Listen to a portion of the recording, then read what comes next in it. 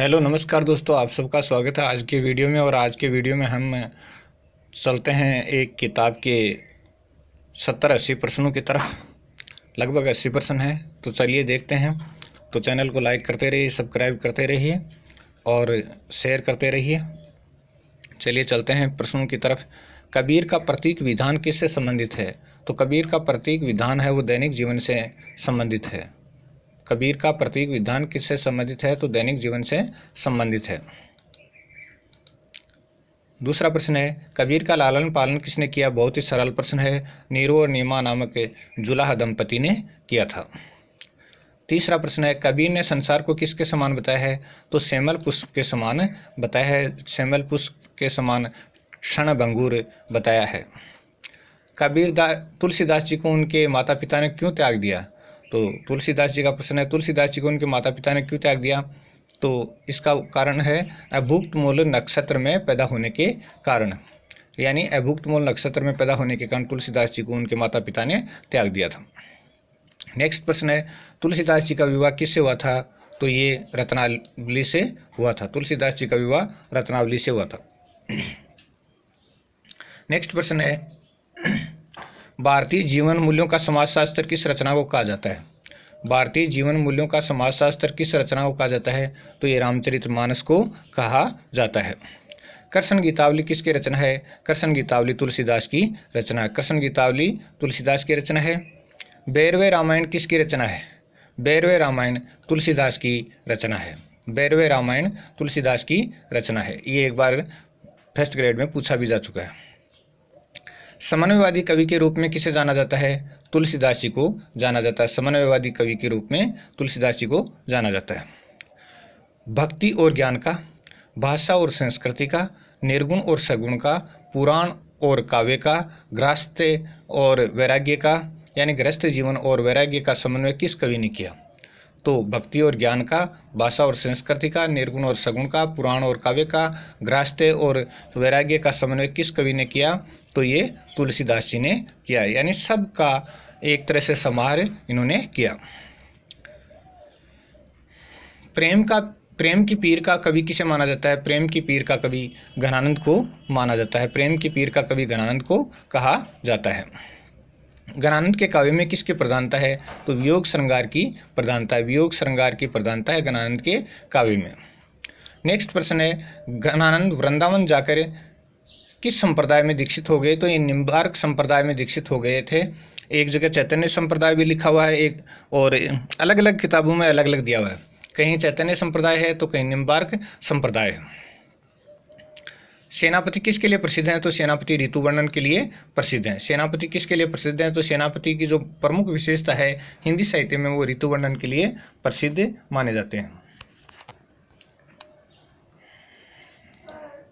अगला है, सेनापति किस भाषा के कवि हैं? तो ब्रज भाषा के कवि हैं और उनका संस्कृत पर पूरा का पूरा अधिकार था। इसके बारे में, सेनापति के बारे में और इनके बारे में एक वीडियो डाला भी था, लेकिन तकनीकी प्रॉब्लम के कारण से उसको वापस हटाना पड़ा। कवित रत्नाकर किसकी रचना है? तो कवित रत्नाकर है वो सेनापति की रचना है। सेनापति की रचना का नाम कवित रत्नाकर है। काव्य कल्पद्रुम किसकी रचना है? काव्य कल्पद्रुम सेनापति की रचना है। काव्य कल्पद्रुम है वो सेनापति की रचना है। और सेनापति की जो दो ही रचना है, एक कवित रत्नाकर और दूसरी काव्य कल्पद्रुम। हिम्मत बहादुर विरुदावली किसकी रचना है? हिम्मत बहादुर विरुदावली पद्माकर की रचना है। हिम्मत बहादुर विरुदावली पद्माकर की रचना है। नेक्स्ट है, गंगा लहरी किसकी रचना है? तो गंगा लहरी है वो पद्माकर की रचना का नाम है। गंगा लहरी पद्माकर की रचना का नाम है। अगली रचना है आलीजा प्रकाश। आलीजा प्रकाश है वो पद्माकर की रचना का नाम है, आलीजा प्रकाश। नेक्स्ट प्रश्न है, पद्माकर की भाषा में किन किन भाषाओं का मिश्रण है? तो अवधी, ब्रज, बुंदेलखंडी भाषाओं का मिश्रण है। पद्माकर की भाषा में अवधी, ब्रज और बुंदेलखंडी भाषाओं का मिश्रण है। प्रबोध पचीसी किसकी रचना है? तो प्रबोध पचीसी है वो पद्माकर की रचना है, प्रबोध पचीसी। नेक्स्ट अपना प्रश्न है, जगत विनोद किसकी रचना है? तो जगत विनोद है वो पद्माकर की रचना है। जगत विनोद पद्माकर की रचना का नाम है। हिंदी में मुक्त छंद के प्रवर्तक कौन माने जाते हैं? तो हिंदी में मुक्त छंद के प्रवर्तक सूर्यकांत त्रिपाठी निराला को माना जाता है। हिंदी में मुक्त छंद के प्रवर्तक कौन माने जाते हैं? तो सूर्यकांत त्रिपाठी निराला को माना जाता है। नेक्स्ट है, अनामिका, परिमल, गीतिका, तुलसीदास, राम की शक्ति पूजा, सर्वस्मृति, बेला, नए पत्ते, अर्चना, आराधना, गीत कुंज, अणिमा किस कवि की रचनाएं हैं? तो एक बार पुनः देख लेते हैं।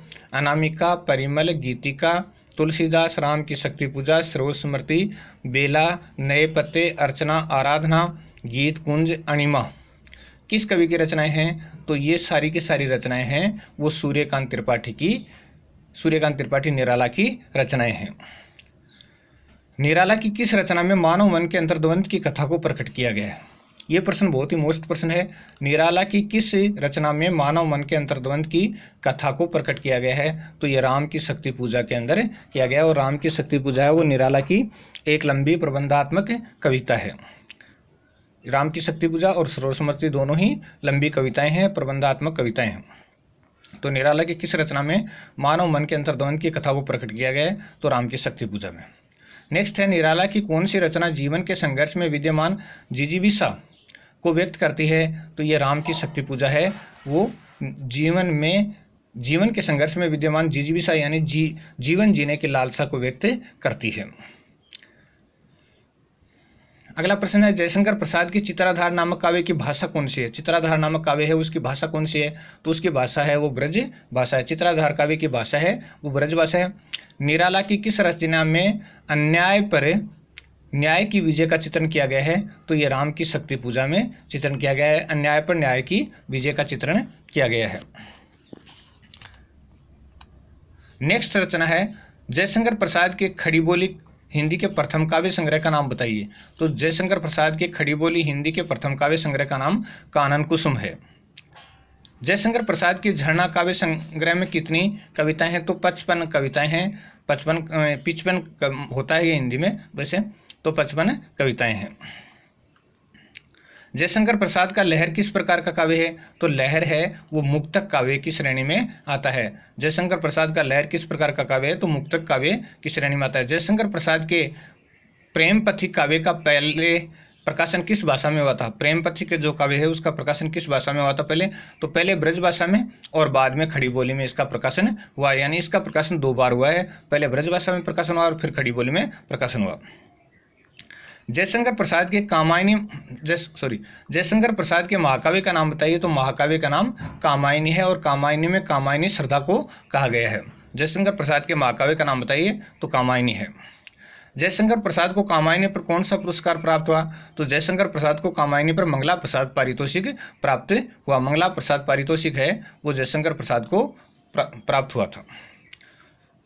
नेक्स्ट रचना है, जयशंकर प्रसाद के अधूरे उपन्यास का नाम बताइए। तो जयशंकर प्रसाद के अधूरे उपन्यास का नाम इरावती है। जयशंकर प्रसाद के अधूरे उपन्यास का नाम इरावती है।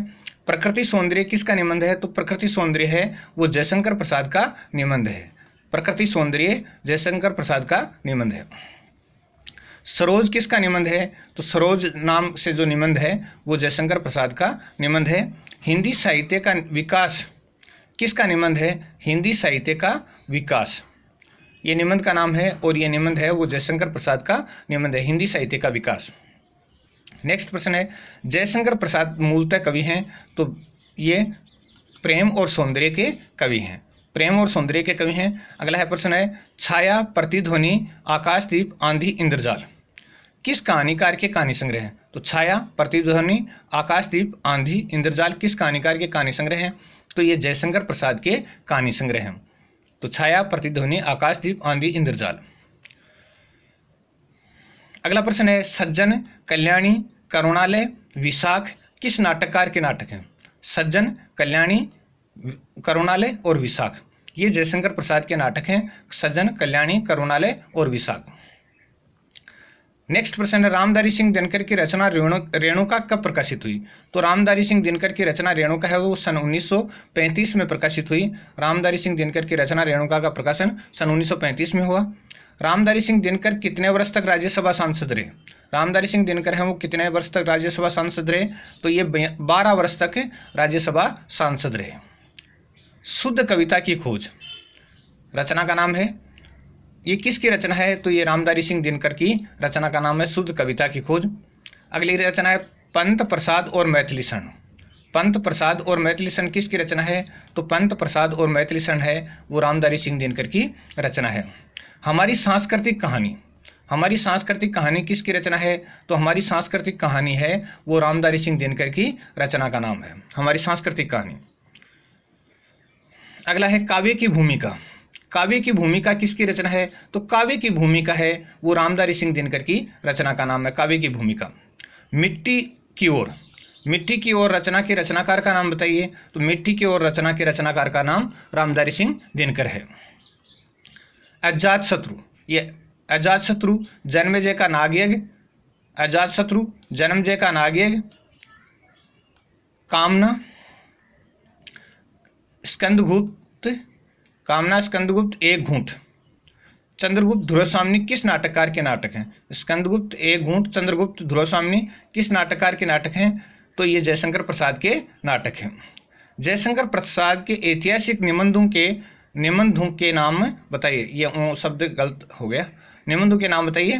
तो ऐतिहासिक निबंध है सम्राट चंद्रगुप्त मौर्य, पहला निबंध। दूसरा है मौर्यों का राज्य परिवर्तन, तीसरा आर्यावर्त प्रथम सम्राट, और चौथा है दशराज युद्ध। सम्राट चंद्रगुप्त मौर्य, मौर्यों का राज्य परिवर्तन, आर्यावर्त प्रथम सम्राट और दशराज युद्ध। कंकाल और तितली किसके उपन्यास हैं? तो कंकाल और तितली हैं वो जयशंकर प्रसाद के उपन्यास हैं। कंकाल और तितली किसके उपन्यास हैं? तो जयशंकर प्रसाद के उपन्यास हैं। प्रेम राज्य, वन मिलन, अयोध्या का उद्धार किस रचनाकार के प्रबंध काव्य हैं? प्रेम राज्य, वन मिलन, अयोध्या का उद्धार किस रचनाकार के प्रबंध काव्य हैं? तो ये जयशंकर प्रसाद के प्रबंध काव्य हैं। प्रेम राज्य, वन मिलन, अयोध्या का उद्धार। जयशंकर प्रसाद की माता का क्या नाम था? तो जयशंकर प्रसाद की माता का नाम मुन्नी देवी था, श्रीमती मुन्नी देवी था। जयशंकर प्रसाद के पिता का क्या नाम था? तो जयशंकर प्रसाद के पिता का नाम बाबू देवी प्रसाद था। जयशंकर प्रसाद के पिता का नाम बाबू देवी प्रसाद था। नेक्स्ट प्रश्न है शोकोच्छ्वास। शोकोच्छ्वास किस रचनाकार की रचना है? शोकोच्छ्वास, तो ये जयशंकर प्रसाद की रचना है। जयशंकर प्रसाद की रचना का नाम है शोकोच्छ्वास। जयशंकर प्रसाद का प्रबंध का काव्य है ये शोकोच्छ्वास। महाराणा का महत्व किस रचनाकार का प्रबंध काव्य है? तो महाराणा का महत्व है वो जयशंकर प्रसाद का प्रबंध काव्य है, महाराणा का महत्व। आंसू किस रचनाकार का प्रबंध काव्य है? तो आंसू है वो जयशंकर प्रसाद का प्रबंध काव्य। किस रचनाकार का? कुरुक्षेत्र काव्य के रचनाकार का नाम बताइए। तो कुरुक्षेत्र काव्य है उसके रचनाकार का नाम रामधारी सिंह दिनकर जी का है ये कुरुक्षेत्र काव्य। अगला है आत्मा की आंखें किसकी रचना है? आत्मा की आंखें हैं वो रामधारी सिंह दिनकर की रचना का नाम है आत्मा की आंखें। रामधारी सिंह दिनकर के रुबाइयों के संग्रह का नाम बताइए। तो रुबाइयों का संग्रह है उसका नाम है द्वंद्व गीत। रामधारी सिंह दिनकर के रुबाइयों के संग्रह के नाम है वो द्वंद्व गीत है। हुंकार किस कवि की रचना है? तो हुंकार रामधारी सिंह दिनकर की रचना का नाम है। हुंकार रामधारी सिंह दिनकर की रचना का नाम है। पेशोला की प्रतिध्वनि किसकी कविता है? तो ये जयशंकर प्रसाद की कविता है, पेशोला की प्रतिध्वनि। उर्वशी किस रचनाकार की रचना है? उर्वशी रामधारी सिंह दिनकर की रचना का नाम है। उर्वशी रामधारी सिंह दिनकर की रचना का नाम है। चंपू किसका समीक्षात्मक निबंध है? चंपू किसका समीक्षात्मक निबंध है? तो ये जयशंकर प्रसाद का समीक्षात्मक निबंध है। अगला इतिहास के आंसू किसकी रचना है? इतिहास के आंसू रामधारी सिंह दिनकर की रचना का नाम है। काव्य और कला किसका समीक्षात्मक निबंध है? तो ये जयशंकर प्रसाद का समीक्षात्मक निबंध है। अगली रचना है नीम के पत्ते, किसकी रचना है? तो ये रामधारी सिंह दिनकर की रचना का नाम है। रहस्यवाद, सिर्फ रहस्यवाद किसका समीक्षात्मक निबंध है? तो जयशंकर प्रसाद का समीक्षात्मक निबंध है। रश्मि रथी किसकी रचना है? रश्मि रथी रामधारी सिंह दिनकर की रचना है। रंगमंच किसका समीक्षात्मक निबंध है? रंगमंच जयशंकर प्रसाद का समीक्षात्मक निबंध है। अगला है प्रणभंग, किसकी रचना है? प्रणभंग रामधारी सिंह दिनकर की रचना का नाम है। कविता का रसास्वाद किसका समीक्षात्मक निबंध है? तो ये जयशंकर प्रसाद का निबंध है। धूप और धुआं किसकी रचना है? धूप और धुआं रामधारी सिंह दिनकर की रचना है। नाटकों में रस का प्रयोग किसका समीक्षात्मक निबंध है? तो ये जयशंकर प्रसाद का समीक्षात्मक निबंध है। नाटकों में रस का प्रयोग। चक्रवात किसकी रचना है? चक्रवात रामधारी सिंह दिनकर की रचना है। नाटकों का प्रारंभ, नाटकों का प्रारंभ किसका समीक्षात्मक निबंध है? तो नाटकों का प्रारंभ जयशंकर प्रसाद का समीक्षात्मक निबंध है। नाटकों का प्रारंभ जयशंकर प्रसाद का समीक्षात्मक निबंध है। परशुराम की प्रतीक्षा किसकी रचना है? तो परशुराम की प्रतीक्षा रामधारी सिंह दिनकर की रचना। परशुराम की प्रतीक्षा रामधारी सिंह दिनकर की रचना का नाम है। रस किस का समीक्षात्मक निबंध है? रस किसका समीक्षात्मक निबंध है? तो रस है वो जयशंकर प्रसाद का समीक्षात्मक निबंध है। रस है वो जयशंकर प्रसाद का समीक्षात्मक निबंध है। नए सुभाषित किसकी रचना है? नए सुभाषित किसकी रचना है? तो नए सुभाषित है वो रामधारी सिंह दिनकर की रचना है। नए सुभाषित। कवि और कविता किसका समीक्षात्मक निबंध है? कवि और कविता किसका समीक्षात्मक निबंध है? तो ये है जयशंकर प्रसाद का समीक्षात्मक निबंध है। संस्कृति के 4 अध्याय, संस्कृति के 4 अध्याय किसकी रचना है? तो संस्कृति के 4 अध्याय है वो रामधारी सिंह दिनकर की रचना है। तो धन्यवाद दोस्तों, आपका दिन मंगलमय हो और बहुत बहुत धन्यवाद वीडियो को देखने के लिए। और लाइक करते रहिए, शेयर करते रहिए और कमेंट करते रहिए। धन्यवाद, आपका दिन मंगलमय हो।